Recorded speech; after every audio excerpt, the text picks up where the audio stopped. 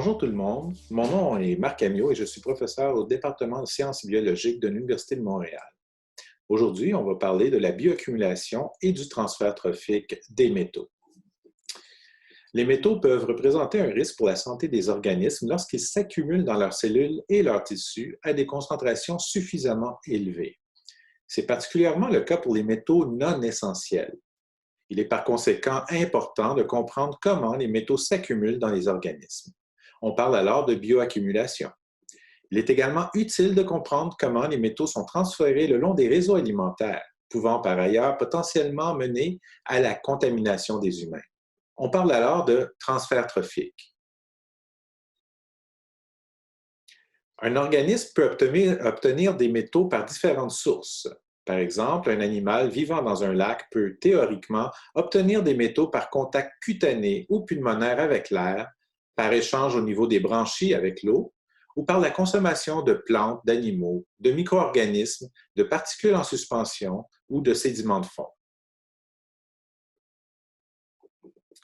Pour l'assimilation des métaux dans les écosystèmes, on distingue habituellement deux voies principales d'assimilation, soit par l'eau, soit par la nourriture. Si on prend l'exemple d'un organisme aquatique, il pourra acquérir des métaux dans l'eau via les branchies ou la peau, par exemple par le manteau chez les mollusques. Il pourra obtenir les métaux contenus dans la nourriture par l'absorption au niveau du tractus gastro-intestinal. Une fois assimilés, les métaux se lieront souvent à des protéines et pourront soit être impliqués dans le métabolisme de l'organisme, soit être séquestrés dans différentes structures. Au niveau du métabolisme, les métaux peuvent jouer un rôle nécessaire au fonctionnement d'enzymes, de protéines respiratoires ou d'acides nucléiques, ou, au contraire, avoir un effet toxique sur le fonctionnement de ces composantes. Au niveau de la séquestration, elle peut s'effectuer dans les lysosomes, les concrétions ou au sein de protéines de type métallothionéine. Cette séquestration peut servir d'étape intermédiaire vers l'excrétion ou alors peut être un moyen pour l'organisme d'avoir une réserve de métaux dans le cas des métaux essentiels. À l'interface entre l'eau et les branchies, entre l'eau et la peau ou entre les fluides digestifs et la membrane gastro-intestinale, les métaux peuvent prendre différentes avenues pour traverser les membranes. Ainsi, on distingue entre autres le transport actif requérant de l'énergie, le transport facilité par les protéines membranaires, le transport facilité par des canaux membranaires, la diffusion passive à travers la couche bilipidique et les processus d'incorporation de particules comme l'endocytose. Différentes espèces de métaux utiliseront différentes voies. Par exemple, les petits complexes neutres de mercure peuvent diffuser à travers les membranes, alors que plusieurs métaux se lieront à des protéines membranaires. Certaines particules de nanométaux pourront être ingérées par endocytose. Un modèle décrivant la prise en charge de métaux à l'interface entre l'eau et les cellules des branchies d'animaux aquatiques est particulièrement reconnu et utilisé par les scientifiques et les gestionnaires. Il s'agit du modèle du ligand biotique. Ce dernier permet de prédire la quantité de métaux qui peut s'accumuler en tenant compte de la spéciation du métal dans le milieu externe, sa complexation à la matière organique et la compétition par les cations au niveau du site d'action membranaire. Par exemple, un métal divalent sous forme d'ion libre pourrait avoir son assimilation diminuée par la présence d'importantes concentrations de calcium dans l'eau.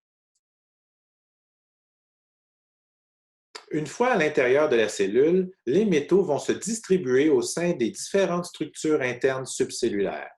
Ils peuvent rester dans le cytosol, liés à des protéines, ou alors s'accumuler dans les mitochondries ou d'autres organites. De cette distribution dépendra l'effet toxique.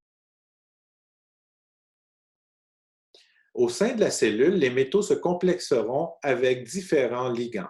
Certaines de ces liaisons peuvent être essentielles au bon fonctionnement de l'organisme. On n'a qu'à penser à l'hémoglobine et l'importance du fer. Par contre, d'autres liaisons sont dites inappropriées.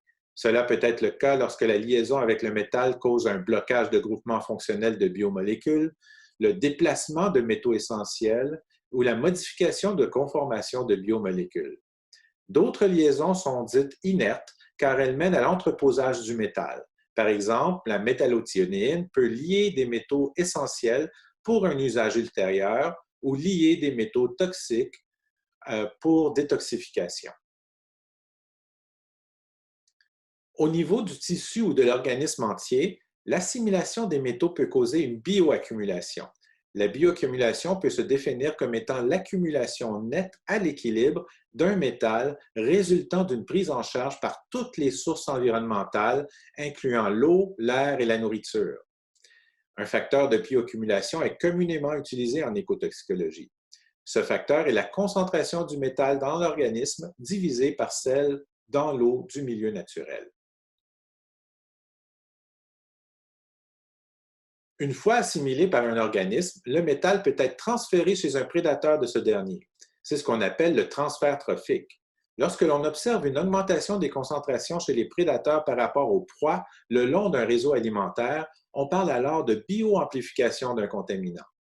Un facteur est communément utilisé, soit le facteur de bioamplification, qui est la concentration d'un métal dans un organisme divisé par la concentration du même métal dans sa diète.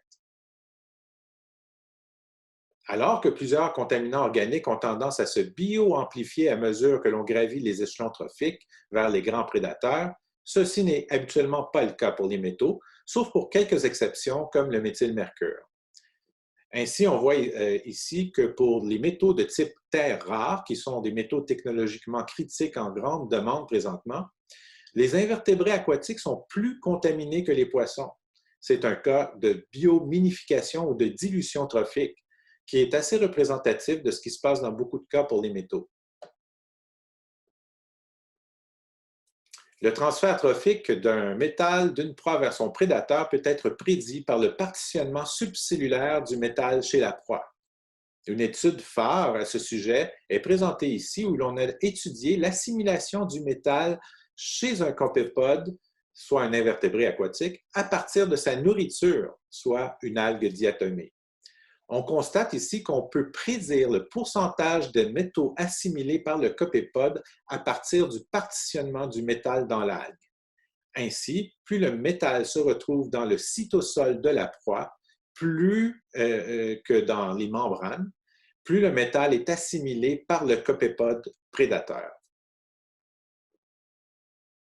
Au niveau d'un réseau trophique entier, on tentait historiquement d'établir des relations prédateur-proie en utilisant les contenus stomacaux des prédateurs. Cela ne tenait pas bien compte des changements d'alimentation selon le stade de vie et de la saison et intégrait mal les cas d'omnivorie. Actuellement, on utilise couramment les signatures isotopiques d'azote comme un indicateur de niveau trophique.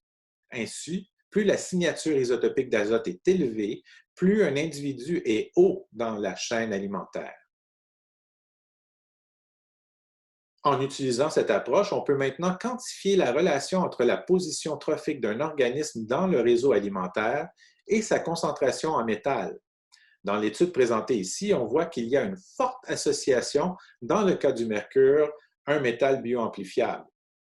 On utilise de plus en plus la pente de ce type de relation pour comparer la bioamplification d'un contaminant dans un écosystème par rapport à un autre écosystème. Et ainsi, on espère pouvoir déterminer quels sont les facteurs qui vont affecter la bioamplification. En résumé, on peut dire que les métaux se bioaccumulent dans les organismes par la voie de l'air, de l'eau et de la nourriture.